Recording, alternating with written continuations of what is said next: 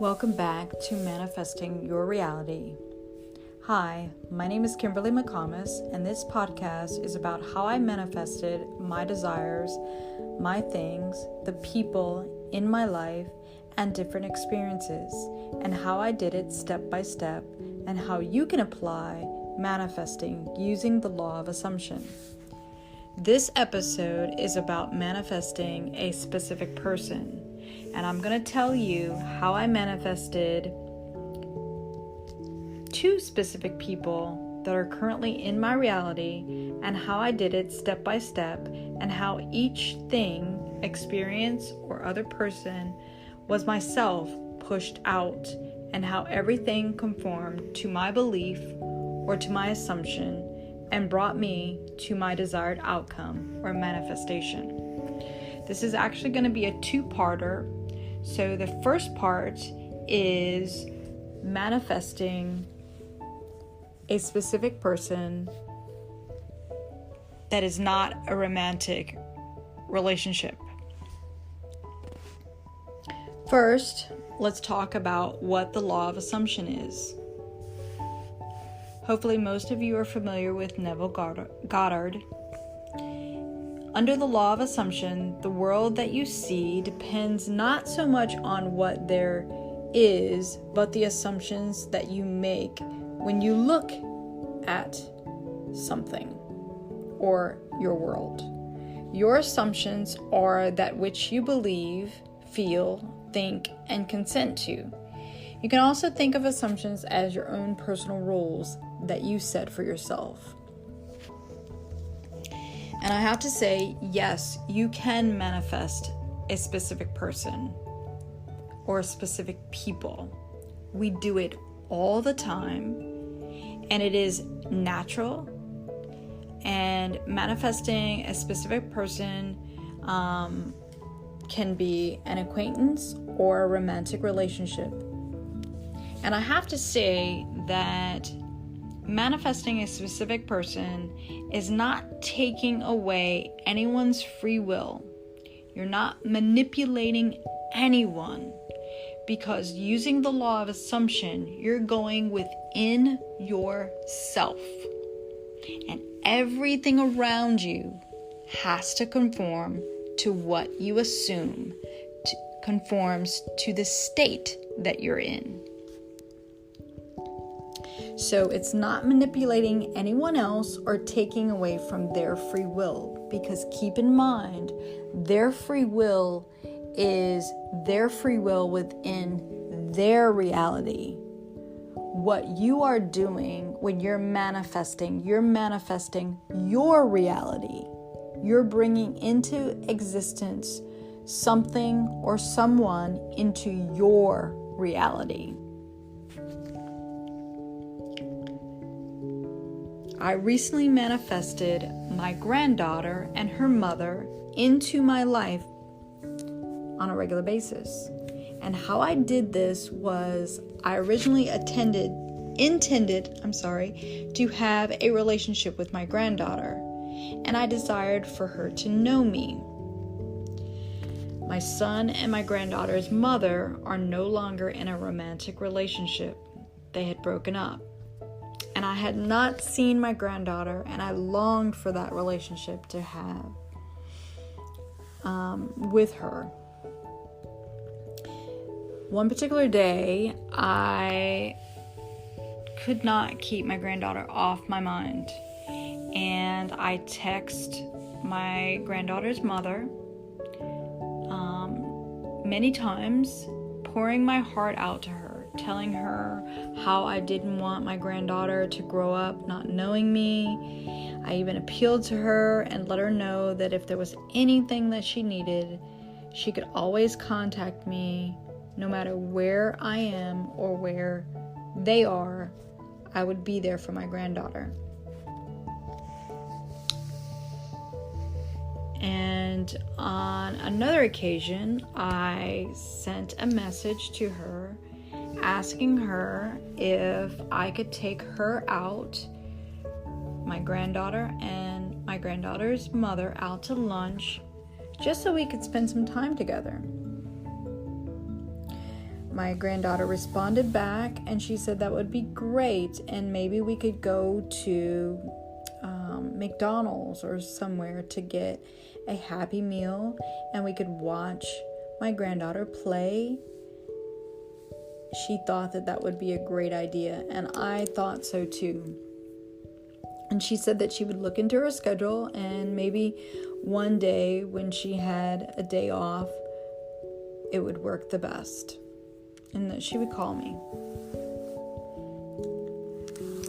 That following weekend, I again reached out to my granddaughter's mother, and I asked if I could come by one day to see my granddaughter, that I wouldn't take up a whole lot of time. I just wanted to come out to see her, that my weekends were free, and I just wanted to keep myself busy, and it would be great while I was in town to stop and pop in to see my granddaughter. And my granddaughter's mother ended up saying that perhaps she could come out to my house and maybe we could have dinner. And she mentioned that my granddaughter loved hot dogs. I thought that this was a great idea, to have them come up to my house and to be able to spend more time with my granddaughter, uninterrupted time with my granddaughter in my home. It just was perfect. I even told her that I would go to the grocery store and I would make sure that hot dogs were on the list, and that I looked forward to them coming up that coming Saturday. I even offered to get a few things that my granddaughter's mother would like to have for dinner. They did come up that Saturday. The visit was absolutely wonderful. I got to spend more time with my granddaughter and stare at her and see her. It just was a wonderful, wonderful time. And during that time, I got to talk to my granddaughter's mother. I ended up telling her that I was feeling a little lonely these last few weeks. And I said to her, I'm in this house. I've got extra bedrooms, and I'm thinking about offering my space to a roommate. And I said to her, if you know anybody that needs a roommate, who doesn't mind living up this way, let me know, because I have the space and I can even use the financial help. And she said that right off the top of her head, she didn't know anyone, but she would keep it in mind. A few days later, I got a call from my granddaughter's mother, and she asked me if she could move in with me, and, of course, bring my granddaughter. She said that she was having to move out of where she was. She was living with her mother and living with her sister, and the electricity had gotten turned off, and she needed a place to stay. And she assured me that it wasn't going to be for very long, just long enough to get on her feet. And I said, absolutely, you could move in. Because here was my opportunity to see my granddaughter and to get to know my granddaughter. So that's how I manifested my granddaughter in my life, as well as her mother in my life on a daily basis, on the regular. So I intended to have a relationship with my granddaughter. I was certain, I assumed, held the assumption, held the state that I am grandma, and that is my granddaughter. And despite the breakup between my son and my granddaughter's mother, that was not going to change. So let's step back and look at the steps of how I manifested a specific person, and in this case, two specific people, my granddaughter and her mother, into my life, bringing them into my reality.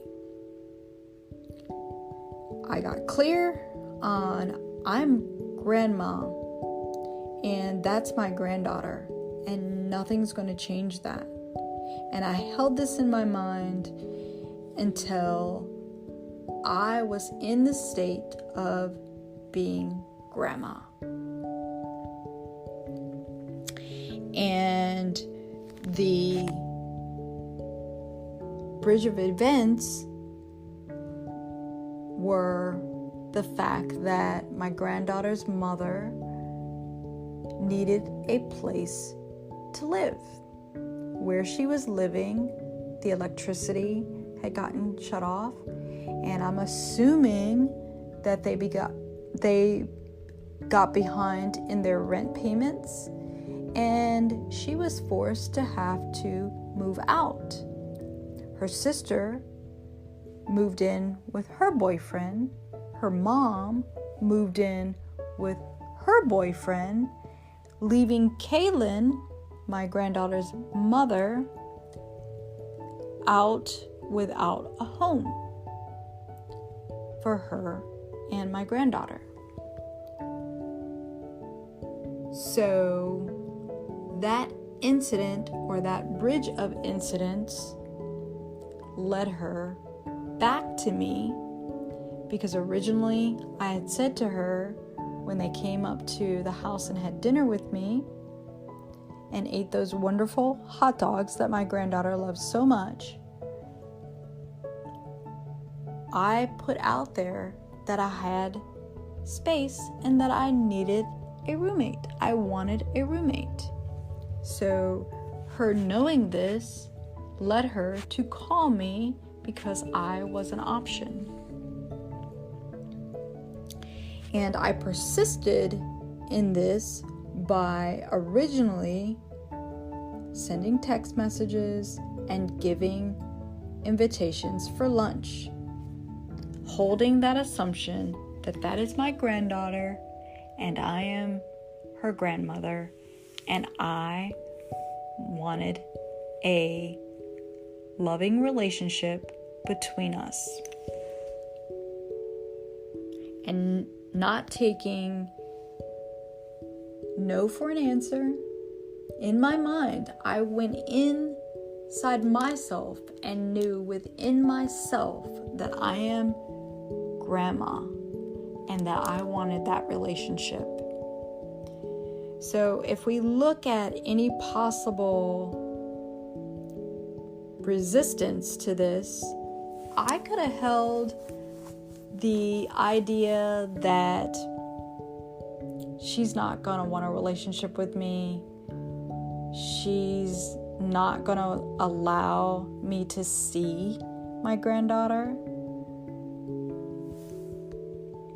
She's not going to want to come up to my home. She's not going to take that invitation for lunch. She's going to be busy. But I didn't allow any resistance to what I wanted. And that led to my manifestation. Everything around me, as long as I held that in my mind, in my consciousness, deep within me, everything around me had to conform. And it did. And today, they still live with me.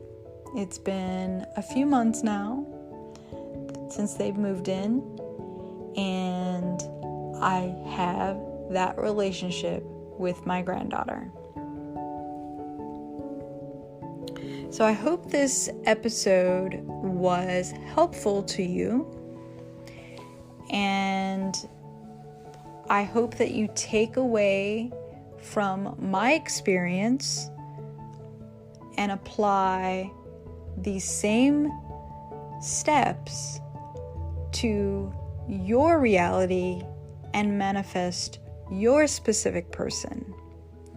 In the next episode, I'm going to tell you how I manifested my boyfriend back into my life. This is the end, and thank you for listening. Happy manifesting.